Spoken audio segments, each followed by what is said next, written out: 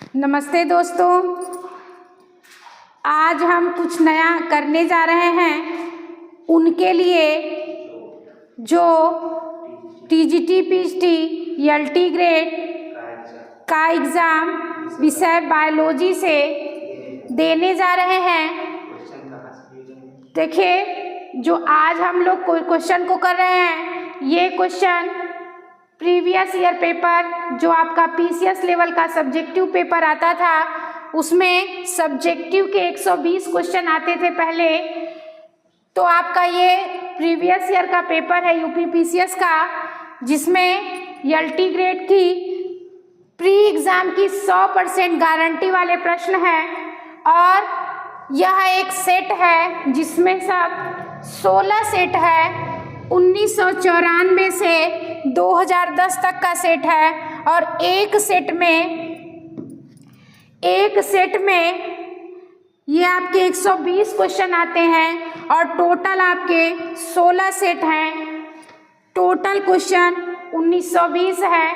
और अगर आप 1920 क्वेश्चन पूरा अच्छी तरीके से सॉल्व कर लेंगे तो 100% गारंटी है कि आपका एलटी ग्रेड प्री एग्ज़ाम निकल जाएगा।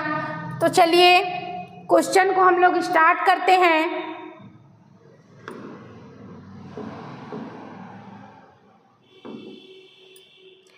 चलिए, आज का हम लोगों का पहला क्वेश्चन देखिए ये सेट जो आपका 120 क्वेश्चन है, इसको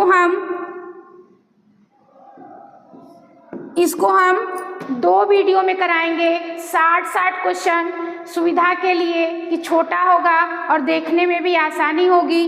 तो चलिए, आज का हमारा जो 60 क्वेश्चन है उसमें से पहला क्वेश्चन है, लाइसोसोम का निर्माण होता है। Lysosome are produced by. Lysosome का निर्माण कहाँ होता है?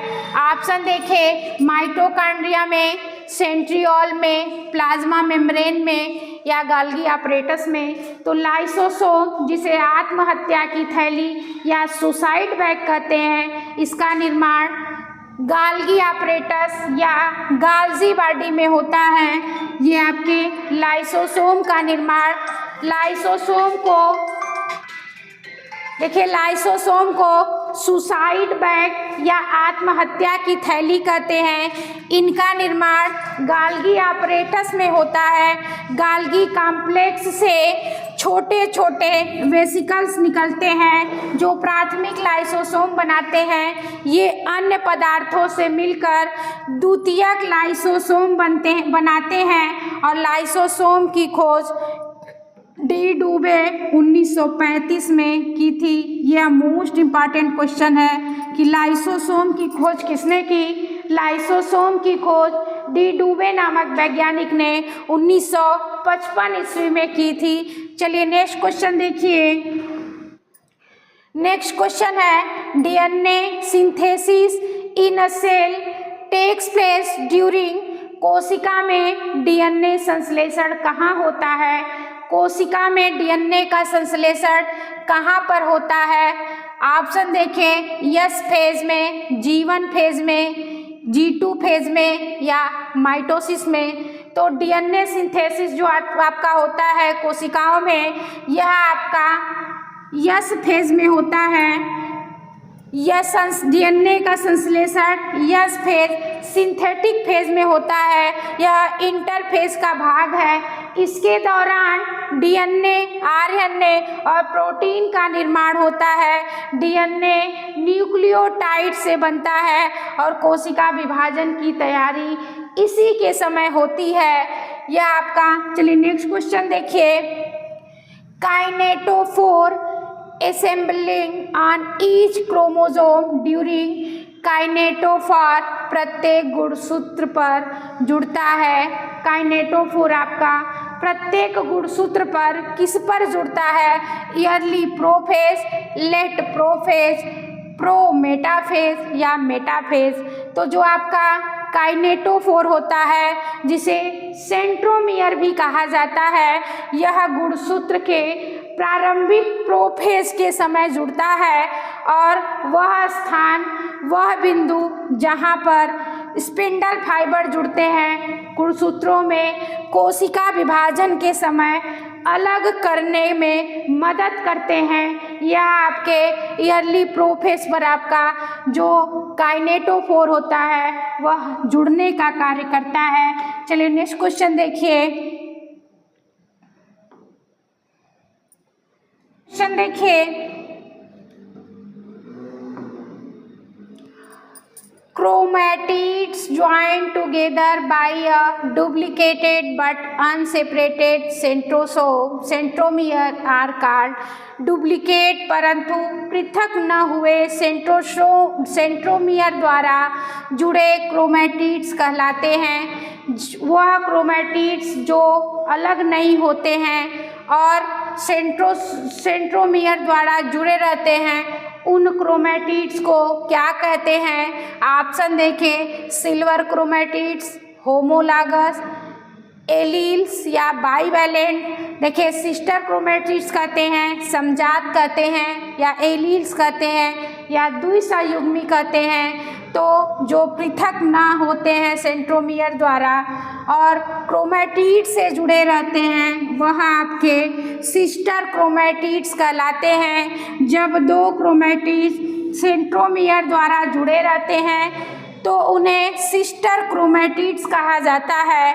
वे गुणसूत्र के दो समान भाग होते हैं जो बाद में कोशिका विभाजन के समय अलग होकर स्वतंत्र डॉटर क्रोमोसोम बनाते हैं। चलिए नेक्स्ट क्वेश्चन देखिए। क्रोमोसोम कंटेंट गुणसूत्र में पाए जाते हैं। ऑप्शन देखिए, protein only, DNA and protein only, DNA RNA and histone only या DNA RNA histone and non histone only. तो गुणसूत्र में क्रोमोसोम में डीएनए, आरएनए, हिस्टोन और नॉन हिस्टोन, ये आपके डी वाला ऑप्शन सही हो जाएगा। गुणसूत्र में डीएनए, आरएनए, हिस्टोन और नॉन हिस्टोन प्रोटीन सभी पाए जाते हैं। हिस्टोन प्रोटीन डीएनए को पैक करने में सहायक होते हैं जबकि नॉन हिस्टोन प्रोटीन जो होते हैं वह जीन अभिव्यक्ति और नियमन की भूमिका निभाते हैं। चलिए नेक्स्ट क्वेश्चन देखिए। Which of the following does not happen in the prophase first of meiosis? Meiosis के प्रोफेज फर्स्ट में निम्नलिखित में से कौन सी घटना नहीं होती? ऑप्शन देखिए, सेग्रीगेशन, क्रोमोसोम कंडेंसेशन या पेयरिंग ऑफ होमोलॉग्स या चियामेटा फॉर्मेशन। तो देखिए जो आपका मियोसिस के प्रोफेज फर्स्ट में कौन सी घटना नहीं होती? पृथक्करण या अलग होना, गुणसूत्र का संघनन या सम गुणसूत्रों का युग्मन या कियाज्मा का निर्माण। तो जो आपका मियोसिस प्रोफेज फर्स्ट की घटना में ये आपका गुणसूत्रों का संघनन ये होता है, पेयरिंग ऑफ होमोलॉग्स ये भी होता है, कियाज्मा फॉर्मेशन ये भी आपका होता है, लेकिन सेग्रीगेशन की घटना प्रोफेज फर्स्ट में नहीं होती। सेग्रीगेशन या पृथक्करण अलग होने की घटना जो है वह मियोसिस के प्रोफेज फर्स्ट में नहीं होती। देखिए प्रोफेज फर्स्ट में गुणसूत्र संघनित होते हैं, सम गुणसूत्र युग्मित होते और कियाज्मा का निर्माण होता है, लेकिन गुणसूत्रों का पृथक्करण इस अवस्था में नहीं होता। यह आपका एनाफेज फर्स्ट में होता है। चलिए नेक्स्ट क्वेश्चन देखिए।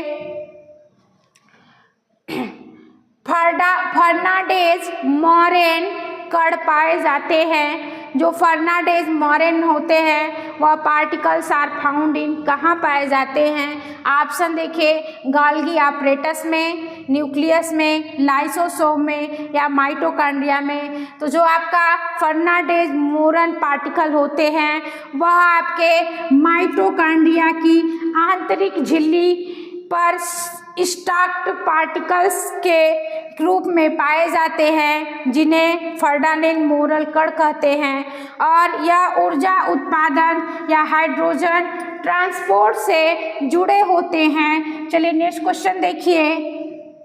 Mitosis and meiosis always differ in regard to the presence of, जो माइटोसिस और मियोसिस में सदैव अंतर निम्नलिखित में से किसकी उपस्थिति को लेकर होता है। ऑप्शन देखें, क्रोमेटिड्स को, होमोलागस को, होमोलाग को, बाइवैलेंट्स को या सेंट्रोसोम को। तो जो आपका माइटोसिस और मियोसिस होता है, यह इन दोनों में क्या अंतर होता है, तो किसकी उपस्थिति से अंतर होता है, तो मियोसिस फर्स्ट में आपका बाइवैलेंट्स बनते हैं, बल्कि माइटोसिस में आपका बाइवैलेंट नहीं बनते, यही उनका अंतर होता है। चलिए नेक्स्ट क्वेश्चन देखिए, माइटोकॉन्ड्रिया का डीएनए होता है, DNA of the mitochondria is, mitochondria का डीएनए कैसा होता है, नग्न होता है या डबल स्टैंडर्ड होते हैं, सर्कुलेटेड होते हैं या ऑल ऑफ द एबव।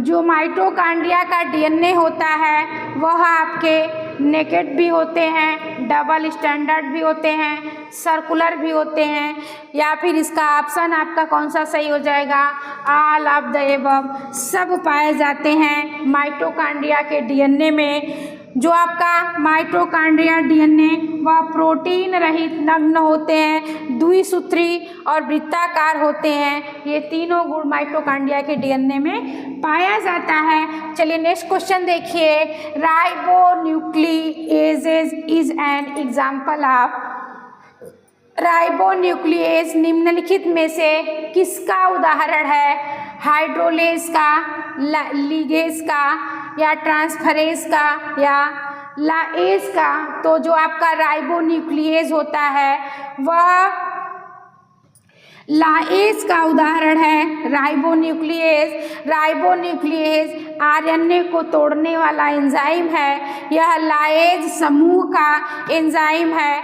तो हाइड्रोलाइज या हाइड्रोलिसिस करते हैं, ट्रांसफरेज अणुओं के बीच समूह स्थानांतरित करते हैं, और लिगेज यह जोड़ने का कार्य करते हैं, और राइबोन्यूक्लिएज यह आपके लाएज का एग्जाम्पल है। चलिए नेक्स्ट क्वेश्चन देखिए, क्लाइनफेल्टर सिंड्रोम किसकी उपस्थिति के कारण होता है, Klinefelter syndrome is caused by presence of, Klinefelter जो आपका सिंड्रोम होता है उसमें गुणसूत्रों की संख्या 46 न होकर 47 हो जाती है, एक्स क्रोमोसोम बढ़ जाते हैं। तो यह आपका किसके कारण होता है, ऑप्शन देखें, 2y and 1 x chromosome, 2x and 1y chromosome, 2x and 2y chromosome, 2y chromosome only. तो जो आपका क्लाइनफेल्टर सिंड्रोम होते हैं वह आपके उसमें कौन से गुणसूत्रों की संख्या, यह आपका 44 प्लस एक्स वाई, यह एक एक्स गुणसूत्रों की संख्या बढ़ जाती है। टोटल इसमें गुणसूत्र आपके 47 हो जाते हैं। तो आपका 2x एंड 1y क्रोमोसोम यह क्लाइनफेल्टर सिंड्रोम काज करते हैं। देखिए क्लाइनफेल्टर जो सिंड्रोम में गुणसूत्र संरचना 44 प्लस एक्स वाई होती है। जो ऐसे पुरुष शारीरिक रूप से तो सामान्य दिखते हैं, लेकिन इनमें शुक्राणुओं की संख्या बहुत कम होती है और यह प्रजनन में सक्षम नहीं होते। चलिए नेक्स्ट क्वेश्चन देखिए, when a gene dominate the expressive of another gene, the phenomenon is known as, जब एक जीन दूसरे जीन की अभिव्यक्ति को नियंत्रित करता है तो उस घटना को क्या कहते हैं। ऑप्शन देखिए, प्लियोट्रॉपी कहते हैं, कोडोमिनेंस कहते हैं, इपीस्टैटिक कहते हैं या एनाफोरोसिस कहते हैं। तो जब एक जीन दूसरे जीन की अभिव्यक्ति को नियंत्रित करता है तो उस घटना को इपीस्टैटिक्स कहते हैं। इपीस्टैटिक्स आपकी वह घटना है जिसमें एक जीन दूसरे जीन की अभिव्यक्ति को प्रभावित या दबा देती है। प्लायोट्रॉफी क्या है? यह एक ही जीन कई लक्षणों को प्रभावित करती है और कोडोमिनेंस आपका इनमें दोनों लक्षण समान रूप से अलग अलग होते हैं। चलिए नेक्स्ट क्वेश्चन देखिए। घोड़े के the correct sequence of stage in the evolution of horse is, घोड़े के विकास की अवस्थाओं का सही क्रम क्या है? देखिए घोड़े की जो विकास होती है उसका सही क्रम क्या है? ऑप्शन देखिए इयोहिपस, ओरोहिपस, मेसोहिपस या प्लायोहिपस। ओरोहिपस, इयोहिपस, प्लायोहिपस या मीसोहिपस। प्लायोहिपस, मेसोहिपस, ओरोहिपस, इयोहिपस या इयोहिपस, मेसोहिपस, ओरोहिपस या प्लायोहिपस। तो घोड़े की जो विकास की अवस्था होती है वह पहले आपका इयोहिपस होता है, उसके बाद ओरोहिपस, उसके बाद मीसोहिपस और उसके बाद प्लायोहिपस होती है। तो घोड़े की जो विकास की संरचना होती है वह आपके इयोहिपस, ओरोहिपस, मीसोहिपस और प्लायोहिपस होती है। यह घोड़े के विकास की अवस्था पाई जाती है। चलिए नेक्स्ट क्वेश्चन देखिए। ओंटोजेनी recapitulated phylogeny, this phenomenon is explained by ओंटोजेनी recapitulated phylogeny। यह घटना किसके द्वारा समझाई गई है? ऑप्शन देखिए mutation theory, inheritance theory, recapitulation theory या नेचुरल सिलेक्शन थ्योरी। तो जो आपका ओंटोजेनी रिकैपुलेट फाइलोजेनी है यह आपके ओंटोजेनी रिकैपुलेट फाइलोजेनी है। यह आपके किसके द्वारा समझाई गई? यह आपके रिकैपिटुलेशन थ्योरी या पुनरावृत्ति सिद्धांत के द्वारा यह आपकी समझाई गई और जिसे अर्नेस्ट हैकल नामक वैज्ञानिक ने प्रस्तुत किया। यह आपका देखिए ओंटोजेनी रिकैपुलेट फाइलोजेनी की व्याख्या पुनरावृत्ति सिद्धांत के द्वारा दी गई थी और जिसे अर्नेस्ट हैकल नामक वैज्ञानिक ने दिया था। चलिए नेक्स्ट क्वेश्चन देखिए। A double standard DNA molecule containing 10,000 base pair will have a length of 10,000 base युग्म वाले द्विसूत्री डीएनए अणु की लंबाई होगी। तो देखिए प्रत्येक डीएनए बेस युग्म की लंबाई कितनी होती है? 0.34 नैनोमीटर होती है। तो आपका कह रहा है 10,000 बेस, तो आपका 10,000 गुणे 0.34 नैनोमीटर, तो आपका कितना हो जाएगा? टोटल आपका 34,000 हो जाएगा, 34,000 नैनोमीटर। और इसे हम माइक्रोमीटर में जब आप चेंज करेंगे तो ये आपका हो जाएगा 3.4 माइक्रोमीटर। तो आपका ऑप्शन देखिए 3.4 नैनोमीटर, 34 नैनोमीटर, 3.4 माइक्रोमीटर या 34 माइक्रोमीटर। तो आपका 10,000 बेस युग्म वाले जो द्विसूत्री डीएनए होंगे उसमें 3.4 माइक्रोमीटर ये आपका सही हो जाएगा। चलिए नेक्स्ट क्वेश्चन देखिए। फिनाइल कीटोयूरिया is a human disease which is associated with metabolism of। Phenylketonuria एक मानव रोग है जो किसके चयापचय से संबंधित है। ऑप्शन देखिए कार्बोहाइड्रेट के, फैट के या फिनाइल एलेनिन के या प्रोटीन के।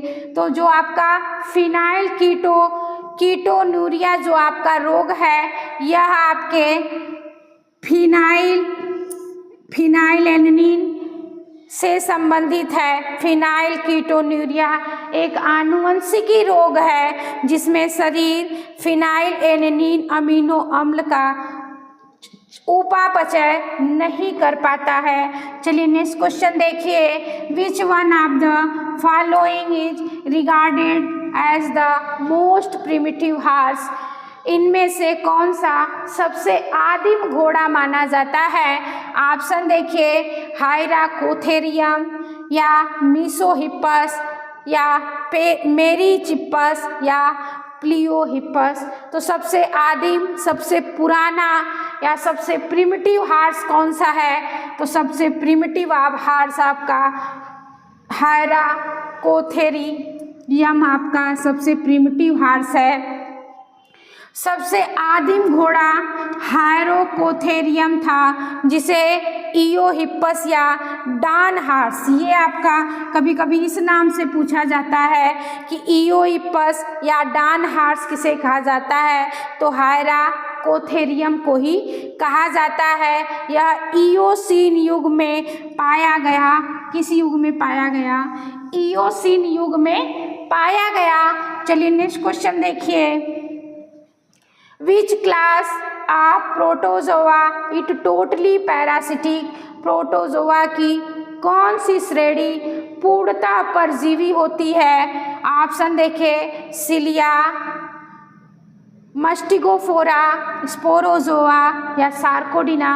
तो प्रोटोजोआ की जो आपकी श्रेणी होती है वो पूर्णतः परजीवी होती है। इसमें मलेरिया परजीवी, प्लाज्मोडियम भी सम्मिलित है। यह आपका Indo parasite, totally Indo parasite होता है स्पोरोजोआ, और यह आपके मलेरिया परजीवी प्लाज्मोडियम सम्मिलित होते हैं। चलिए नेक्स्ट क्वेश्चन देखिए, binomial nomenclature was discovered by, ये क्वेश्चन मोस्ट इम्पॉर्टेंट है, हर बार एक क्वेश्चन इससे आता है। देखिए, binomial nomenclature was discovered by, द्वि नामकरण पद का प्रतिपादन किसने किया। ऑप्शन देखिए, डार्विन ने, लैमार्क ने, लिनियस ने या क्यूवियर ने। तो आपका द्विनामी नामकरण पद्धति कैरोलस लिनियस नामक वैज्ञानिक ने दिए थे, या द्विनामी नामकरण की खोज किसने की, कैरोलस लिनियस नामक वैज्ञानिक ने की थी। चलिए नेक्स्ट क्वेश्चन देखिए, बूचेरिया किस रोग का कारण है। ऑप्शन देखिए, डायसेंट्री का, हेडेज का, जॉइंडिस का या एलिफेंटियासिस का। तो ब्यूचेरिया आपका जो है वह फाइलेरिया रोग या एलिफेंटियासिस रोग का कारण है। बूचेरिया एक परजीवी कृमि है जो फाइलेरिया या इसे हाथी पांव रोग भी कहते हैं, यह उत्पन्न करता है। चलिए नेक्स्ट क्वेश्चन देखिए, basal granule differ from the flagellum in having, basal granule में फ्लैजिला जो आपका होता है से किस प्रकार का अंतर होता है। तो देखिए, बेसल फ्लैजिल जो आपका बेसल ग्रेन्यूल होते हैं उसमें ऑप्शन देखिए, 9 peripheral triplet and 2 centred fibres, 9 peripheral triplet but without central fibre, 9 peripheral doublet and 9 central fibre, only 9 peripheral doublet. तो जो आपके ब्यूचेरिया जो आपका बेसल ग्रेन्यूल में फ्लैजिलम से किस प्रकार का अंतर होता है, तो देखिए यह आपका जो होता है वह बेसल ग्रेन्यूल में 9 ट्रिपलेट पाए जाते हैं और सेंट्रल में 0 फाइबर पाए जाते हैं, लेकिन बेसल ग्रेन्यूल के फ्लैजिला में 9 ट्रिपलेट पेरिफेरल पाए जाते हैं और 9 पेरिफेरल ट्रिपलेट पाए जाते हैं और 2 आपके जो होते हैं वह सेंट्रल फाइबर पाए जाते हैं। तो जो आपका ए वाला ऑप्शन है वह आपका सही हो जाएगा, क्योंकि बेसल ग्रेन्यूल में केवल आपके 9 जो होते हैं वह आपके परिधि में पाए जाते हैं, 9 और सेंटर में पाए जाते हैं 0। केंद्रीय रेशे जो होते हैं उसमें 0 पाए जाते हैं, लेकिन बेसल ग्रेन्यूल में फ्लैजिलम जो होता है वह 9 परिधीय होता है और 2 आपका जो होता है वह केंद्रीय रेशे क्या सेंट्रल फाइबर में होते हैं। तो यह आपका 9+2 पाया जाता है। तो आपका पहला वाला ऑप्शन सही हो जाएगा। 9 peripheral triplet and 2 centred fibre, 9 परिधीय ट्रिपलेट और 2 केंद्रीय रेशे पाए जाते हैं। चलिए नेक्स्ट क्वेश्चन देखिए। एलोजेनेसिस is a type of alternation of generation and is found इन। जो आपका आलोजेनेसिस पीढ़ियों के क्रम परिवर्तन का एक प्रकार है। यह किसमें पाया जाता है? अल्टरनेशन ऑफ जनरेशन या पीढ़ी एकांतरण किस जंतुओं में पाई जाती है? ऑप्शन देखिए, पैरामीशियम में, लिवर फ्लूक में, मोनोसिस्टिस में या स्नेल में। तो जो आपका अल्टरनेशन ऑफ जनरेशन होता है वह लीवर फ्लूक में पाया जाता है। आलोजेनेसिस पीढ़ियों का क्रमिक परिवर्तन यह आपके लीवर फ्लूक में पाया जाता है। चलिए नेक्स्ट क्वेश्चन देखिए।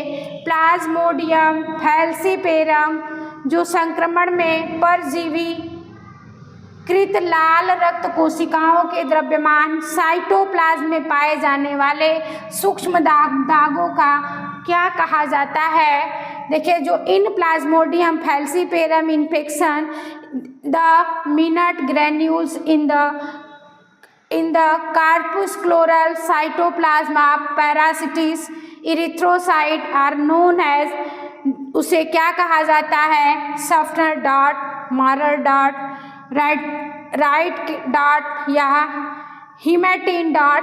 तो देखिए, जो आपका प्लाज्मोडियम फैलसीपेरम संक्रमण में जो परजीवीकृत लाल रक्त कोशिकाओं के द्रव्यमान में जो साइटोप्लाज्म पाए जाते हैं उसे क्या कहा जाता है? उसे मारर डॉट कहा जाता है। यह आपका प्लाज्मोडियम फैलसीपेरम में लाल रक्त कोशिकाओं में छोटे दाग के जैसे दिखाई देते हैं जिसे मारर डॉट कहते हैं। और सफनर डॉट के धब्बे जो होते हैं, सफनर डॉट वह आपके प्लाज्मोडियम वाइवैक्स और प्लाज्मोडियम ओवेल में पाए जाते हैं। चलिए नेक्स्ट क्वेश्चन देखिए। ताजे पानी के मसल में कौन सा अंग उत्सर्जन अंग कहलाता है? जो आपका ताजे पानी के मसल्स होते हैं उसमें उत्सर्जन अंग क्या होता है? Which of the following is the excretory organ in fresh water mussel? Option देखें, organ of Bojanus, organ of Corti, organ of Henle या आर्गन ऑफ क्यूवियर। तो जो ताज़े पानी के फ्रेश वाटर मसल्स होते हैं उसमें जो स्क्रिटरी आर्गन होते हैं वह आपके बोजानस के आर्गन कहलाते हैं, आर्गन ऑफ बोजानस कहलाते हैं। ताज़े पानी के जो मसल्स में मुख्य उत्सर्जन अंग आर्गन ऑफ बोजानस होता है। चलिए नेक्स्ट क्वेश्चन देखिए। आर्थ्रोपोड्स को भूमि पर सबसे अधिक जीवित रहने योग्य किस कारण से बनाया गया? Which enabled arthropods most to survive on land. जो आर्थ्रोपोड संघ के जंतु होते हैं वह जमीन पर जीवित रहते हैं, उनका शरीर किस कारण के बनाया गया? ऑप्शन देखिए, chitinous cuticle, uricotelic excretion, ओमनीओरस habit या जॉइंटेड अपेंडेज।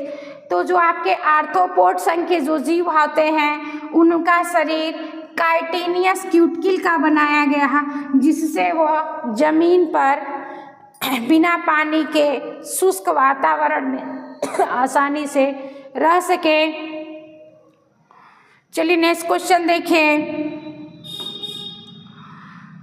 काला जार किसके कारण होता है?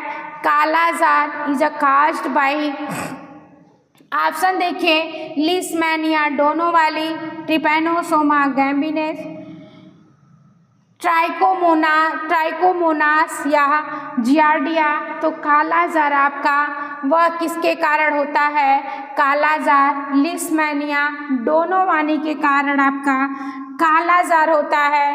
कालाजार, लिस्टमैनिया, डोनोवानी का कारण है ट्रिपैनोसोमा गैम्बी। यह इससे स्लीपिंग सिकनेस नामक या सोने की बीमारी होती है। चलिए नेक्स्ट क्वेश्चन देखिए।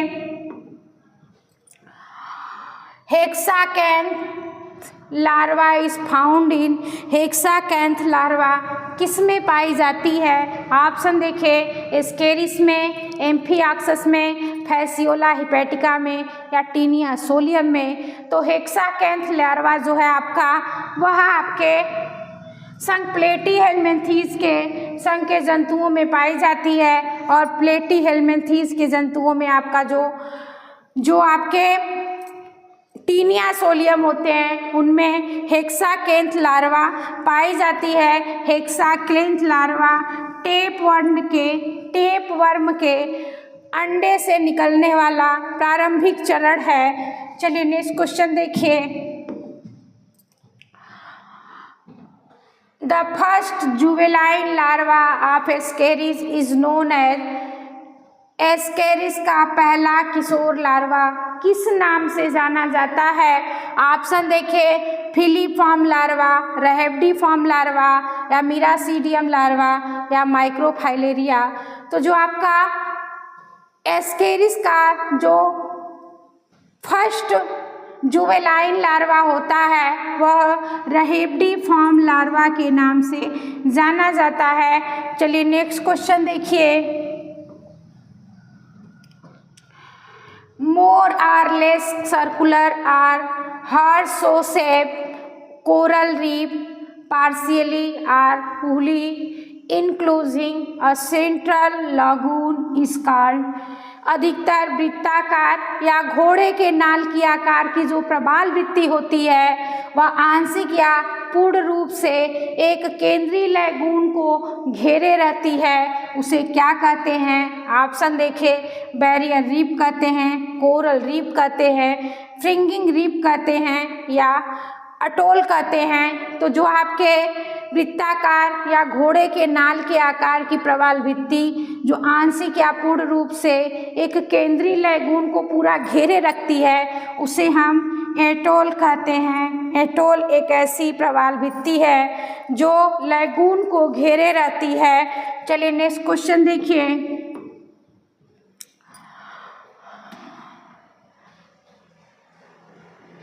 Planetula belong to one of the following group of animal. Planetula जो प्लैनेटुला है, वह निम्नलिखित पशु समूहों में किससे संबंधित है? ऑप्शन देखिए, जुआंथिरा से या एंटीपैथारिया से या एल्सिओनेरिया से या एक्टिनेरिया से। तो जो आपका प्लैनेटुला है, वह पशु समूहों में किससे संबंधित है? वह प्लैनेटुला को एक सिलेंट्रेट पशु, सिलेंट्रेटा संघ के जानवर हैं। यह आपके, जिसे हम सी पेन के नाम से भी जानते हैं, यह आपका एल्सिओनेरिया से संबंधित है। यह आपका किससे संबंधित है? एल्सिओनेरिया समूह से संबंधित है। चलिए नेक्स्ट क्वेश्चन देखिए। Tiedemann bodies are one of the essential part of the ambulacral system of the starfish and are closely associated with। जो आपका टीटामैन की बॉडी है, तारा मछली की एम्बुलाक्रल तंत्र का एक महत्वपूर्ण भाग है और यह किससे निकटता से संबंधित है? ऑप्शन देखें, stone canal, ring canal, radial canal या लेटरल कैनाल। तो जो आपके स्टारफिश के जो एम्बुलाक्रल तंत्र का एक महत्वपूर्ण भाग आपका जो टीडामैन की बॉडी होती है, वह आपका किसके निकटता से संबंधित है? वह आपके रिंग कैनाल से संबंधित है। यह आपका रिंग टिटेनियम की जो बॉडीज होती है, वह छोटे पीले ग्रंथिल युग अंग है जो रिंग नलिका के से जुड़े होते हैं और जिनकी संख्या 9 होती है या प्रतिरक्षा तंत्र से संबंधित होते हैं। चलिए नेक्स्ट क्वेश्चन देखिए। In insect uric acid and urea are formed in कीटों में यूरिक अम्ल या यूरिया कहाँ बनते हैं? ऑप्शन देखें, cells of the distal part of the malpighian tubules, cells of the proximal part of the malpighian tubules, या फैट बॉडी या कार्पोरा कार्डी। याका में तो जो आपका कीटों में जो यूरिक अम्ल या यूरिया होता है वह आपके फैट बॉडी या वसा में शरीर से बनता है। कीटों में वसा में की कोशिकाओं को यूरिक कोशिकाओं कहा जाता है। यह नाइट्रोजनी अपशिष्ट को संग्रहित कर बाहर निकालती है और जिसे संग्रहण उत्सर्जन भी कहा जाता है। इसे स्टोरेज एक्सक्रीशन भी कहते हैं। चलिए नेक्स्ट क्वेश्चन देखिए। सीलिया आर एब्सेंट इन सीलिया किस में नहीं पाई जाती? ऑप्शन देखें, प्रोटोजोआ में, एनिलिडा में, आर्थ्रोपोडा में या मोलस्का में। तो सीलिया जो है वह किस में अनुपस्थित होता है? प्रोटोजोआ में सीलिया पाई जाती है, आर्थ्रोपोडा में सीलिया पाई जाती है और मोलस्का में सीलिया पाई जाती है। तो देखिए एनिलिडा संघ के जंतुओं में सीलिया नहीं पाई जाती। कौन सा ऑप्शन? ए बी वाला ऑप्शन इसका सही हो जाएगा कि जो आपके एनिलिडा संघ या खंडयुक्त शरीर होते हैं उनमें सीलिया नहीं पाई जाती।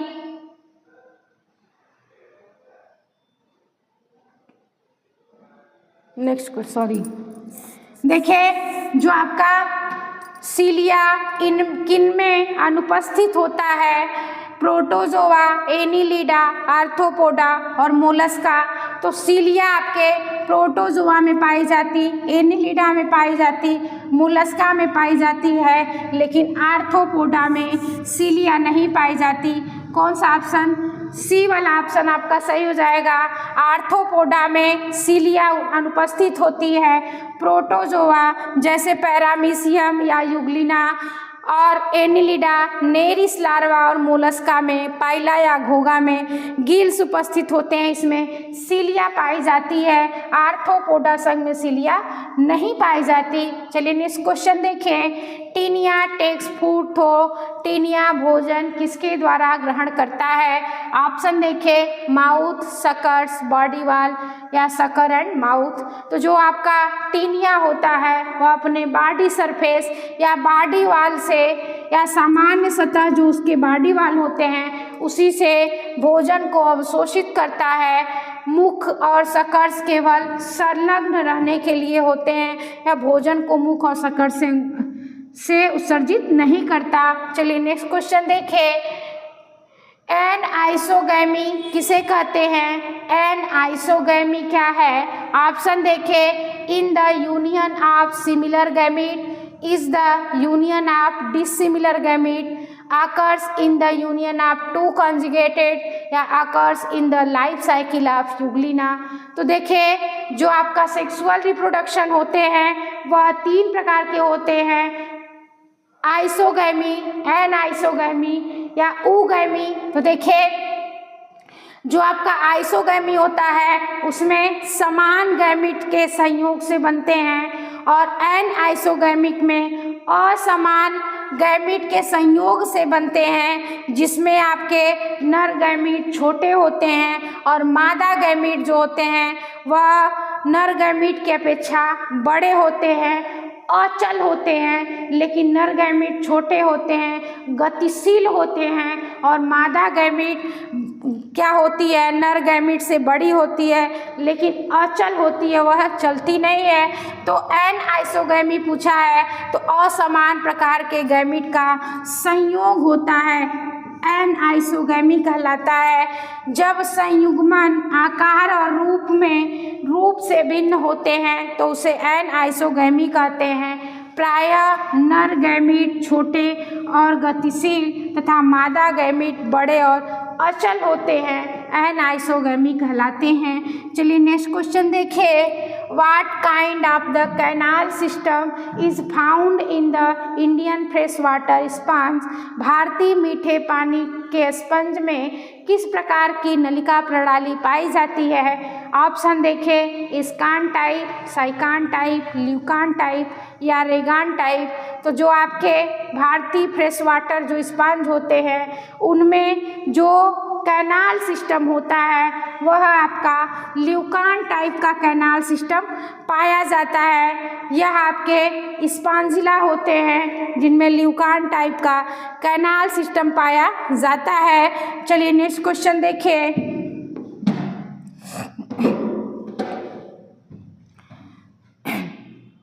In what part of alimentary canal of mammals trophozoite of dysentery causing amoeba leave. स्तनधारियों के आहार नाल के किस भाग में पेचिश उत्पन्न करने वाली अमीबा के ट्रोफोजोइट रहते हैं? ऑप्शन देखें, स्टमक में, इंटेस्टाइन में, रेक्टम में या लीवर में। तो स्तनधारियों के जो आहार नाल के किस भाग में जो पेचिश उत्पन्न करने वाले अमीबा के ट्रोफोजोइट्स पाए जाते हैं वह आपका पाया जाता है इंटेस्टाइन या आंत में पाया जाता है। पेचिश उत्पन्न करने वाला अमीबा एंट अमीबा हिस्टोलिका आंत इंटेस्टाइन में रहता है। इसका ट्रोफोजोइट चरण रोगकारी होता है। चलिए नेक्स्ट क्वेश्चन देखिए, which one of the found in fresh water, इनमें से कौन सा जीव मीठे पानी का जीव है? चलिए देखिए ऑप्शन, स्पॉन्जिला, साइकान, हेल आर्का या स्पॉन्जिया। तो देखें कौन सा फ्रेश वाटर मीठे पानी का जीव है? तो जो आपका स्पॉन्जिला होता है वह आपके मीठे पानी का जीव है, मीठे पानी का स्पंज है। और साइकान यह समुद्री स्पंज है और जो आपका स्पॉन्जिया होता है यह गर्म पानी का स्पंज है। चलिए नेक्स्ट क्वेश्चन देखिए, which species of plasmodium cause cerebral malaria. मस्तिष्कीय मलेरिया किस प्रजाति के प्लाज्मोडियम द्वारा उत्पन्न होता है? Plasmodium vivax, plasmodium ovale, plasmodium falciparum या plasmodium malariae.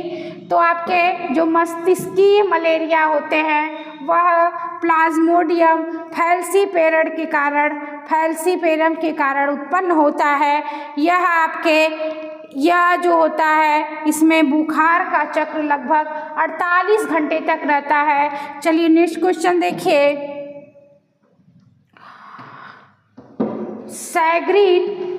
सैग्रीन is commercial product of. सैग्रीन किसका वाणिज्यिक उत्पादक है?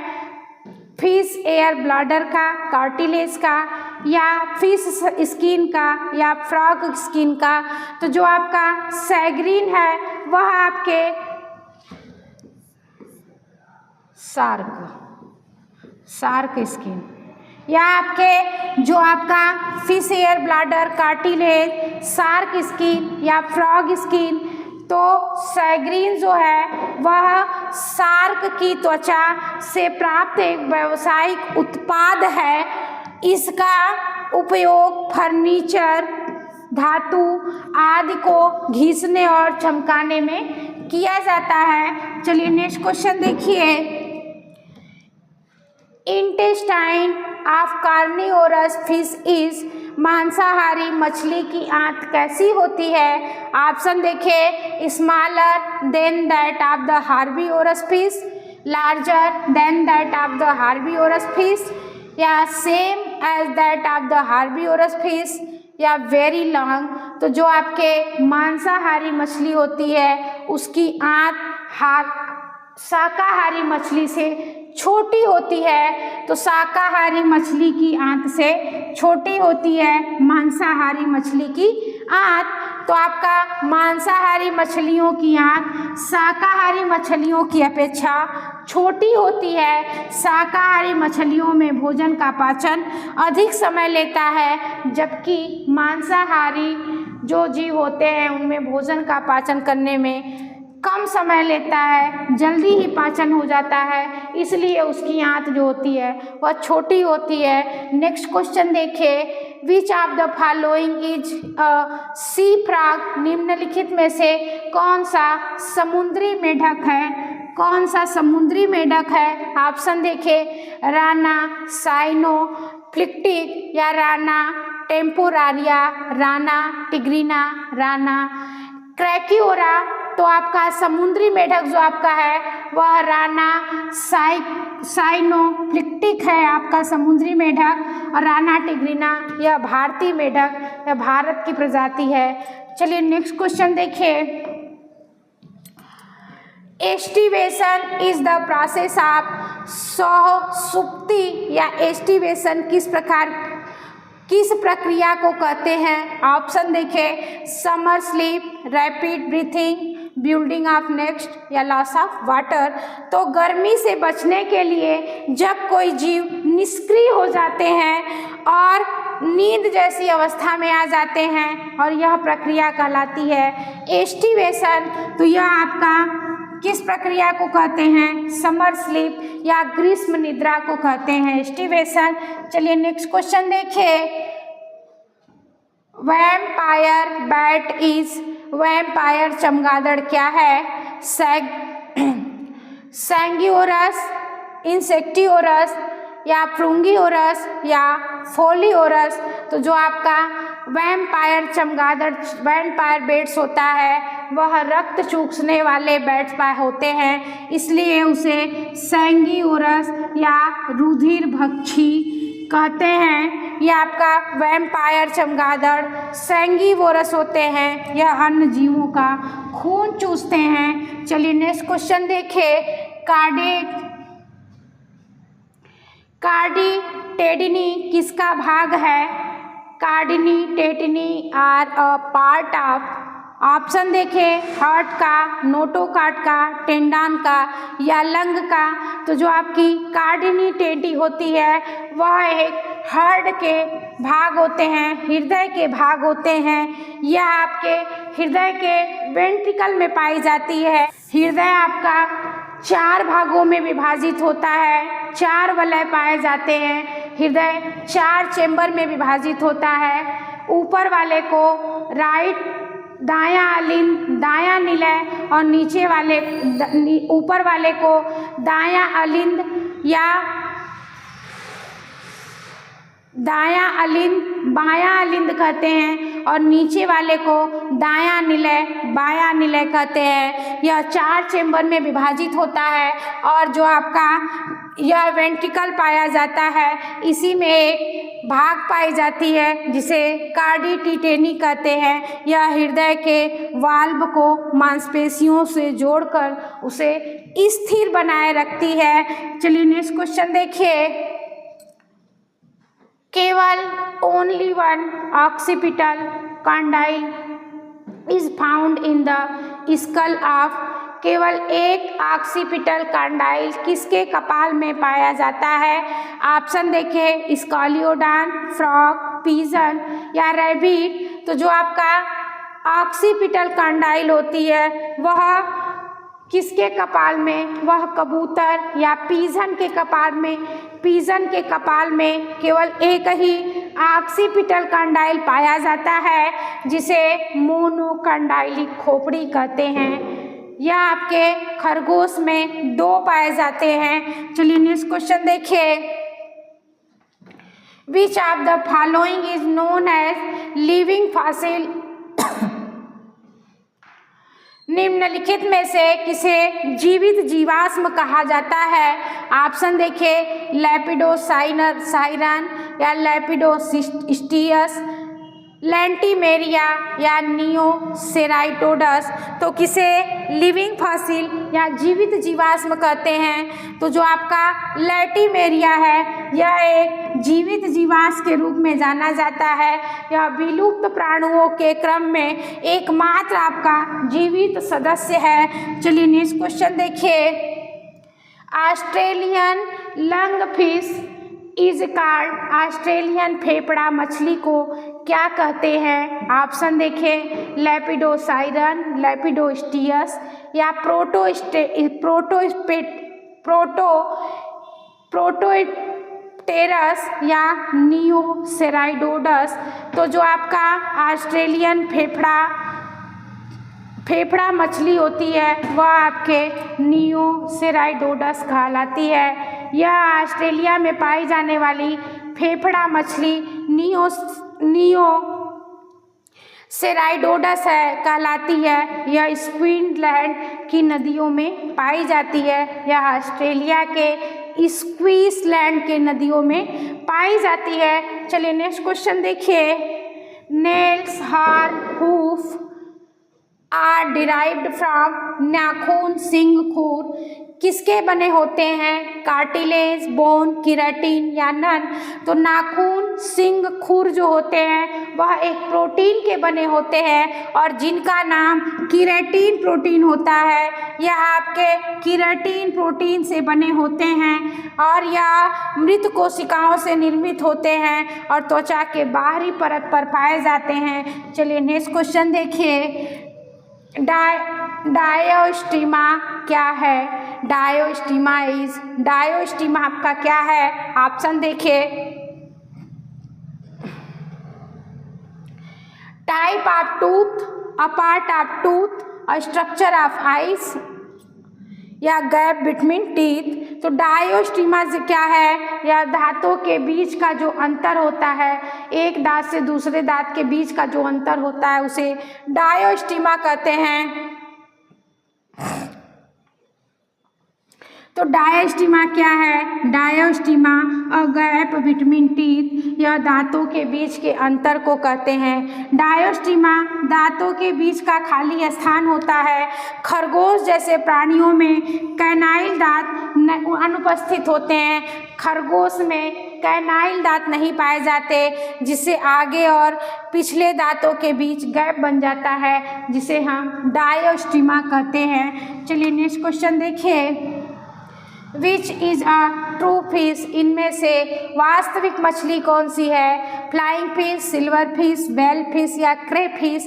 तो देखिए जो आपका सिल्वर फिश है यह आर्थ्रोपोडा संघ के जीव है। वेल जो आपका वेल फिश है वह स्तनधारी है और क्रे फिश आपका आर्थ्रोपोडा संघ के जीव है। लेकिन फ्लाइंग फिश आपका जो है यह समुद्र में पाए जाने वाली एक वास्तविक मछली है। चलिए नेक्स्ट क्वेश्चन देखिए। Mast cell are found in, mast कोशिकाएं कहाँ पाई जाती हैं? जो आपकी मास्ट कोशिकाएं होती है यह आपके ग्लैंडुलर टिश्यू में, कनेक्टिव टिश्यू में, एपिथेलियल टिश्यू में या नन ऑफ देम। तो जो आपके मास्ट कोशिकाएं होती है यह कनेक्टिव टिश्यू या स्नायु ऊतक में पाई जाती है। मास्ट कोशिकाएं संयोजी ऊतक, कनेक्टिव टिश्यू में पाई जाती है। यह बेसोफिल कोशिकाओं से निर्मित होती है और इनमें हिस्टामिन, हिपेरिन आदि स्रावित होते हैं। चलिए नेक्स्ट क्वेश्चन देखिए। Which fish or fish like animal bears suctorial mouth parts which horny teeth and no jaw. किस मछली या मछली जैसे जीव में चूसड़ मुखांग पाए जाते हैं और जिनमें जबड़े नहीं होते? ऑप्शन देखें, शार्क में, डॉल्फिन में या साइक्लोस्टोम में या व्हेल में। तो जो आपके मछली या मछली जैसे दिखने वाले चूसक मुखांग तो पाए जाते हैं लेकिन जबड़ा नहीं पाया जाता, और जिसमें जबड़ा नहीं पाया जाता उसको हम एग्नेथा संघ के जंतुओं में रखे रहते हैं। तो देखिए साइक्लोस्टोम्स में चूसड़ मुखांग पाए जाते हैं, इसमें जबड़े नहीं पाए जाते। साइक्लोस्टोम में जबड़ा नहीं पाया जाता। ये परजीवी होते हैं और अन्य मछलियों को से चिपक कर रक्त चूसने का कार्य करते हैं। चलिए नेक्स्ट क्वेश्चन देखिए।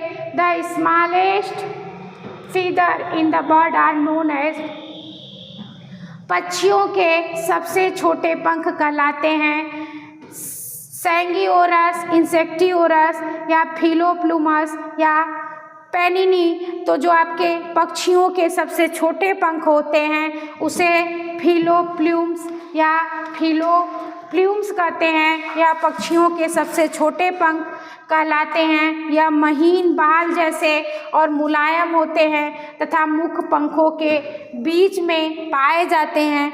चलिए नेक्स्ट क्वेश्चन देखिए।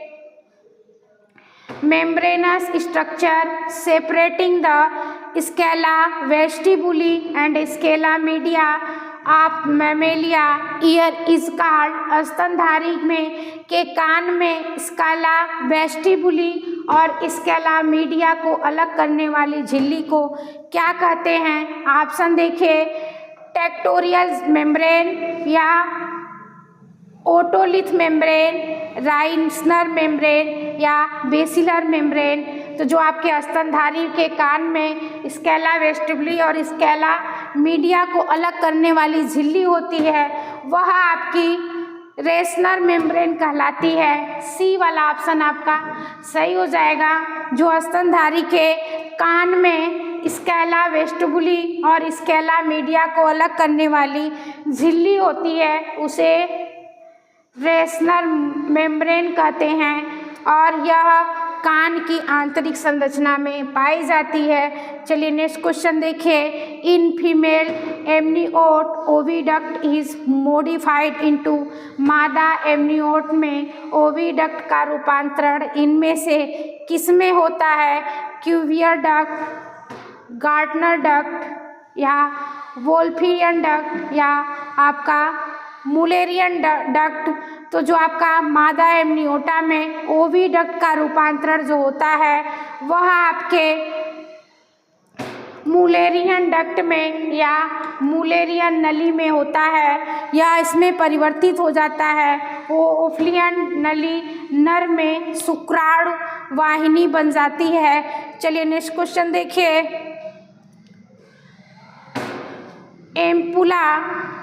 Ampullae of Lorenzini in cartilaginous fishes are, उपास्थल मछलियों में लॉरेंजनी की एम्पुली होती है। रियो रिसेप्टर्स या थर्मोरिसेप्टर्स या कीमोरिसेप्टर्स या आपका फोटोरिसेप्टर्स। तो जो उपास्थल मछलियों की लॉरेंजली एम्पुली ऑफ लॉरेंजली होती है वह थर्मोरिसेप्टर या ताप मापन में सूक्ष्म परिवर्तन को पहचानने वाली थर्मोरिसेप्टर्स होती है। चलिए नेक्स्ट क्वेश्चन देखिए। The ear ossicles incus of mammals is a modified, स्तनधारियों में कान की हड्डी इनकस किसका परिवर्तित रूप है? ऑप्शन देखें, स्क्वैमोजल का, आर्टिकुलर का या स्क्वाड्रेट का या आपका जुगल्स का। तो जो स्तनधारी में कान की हड्डी इनकस है वह आपके क्वाड्रेट्स का परिवर्तित रूप है।